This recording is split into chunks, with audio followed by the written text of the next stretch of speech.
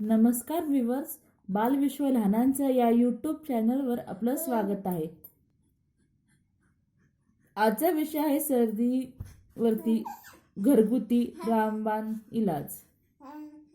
यासाठी आपल्याला लागणार आहे सरसो म्हणजेच मोहरी किंवा राई, त्यालाच राई असं म्हणतात. याचं तेल हे बघा, एका वाटीमध्ये मी राईचं तेल घेतलेलं आहे. ते थोडं कोमट केलेलं आहे. यामध्ये आपण 2 ते 3 लसणाच्या पाकळ्या पण घालू शकता आणि थोडं गरम करायचं.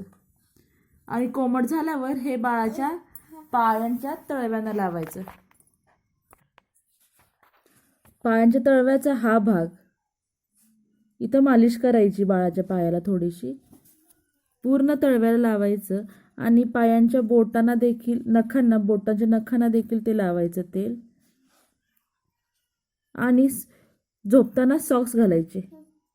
फॅन अर्धा तास अजिबात लावायचा नाही, नाहीतर ह्याचा उलटा परिणाम होऊ शकतो. धन्यवाद.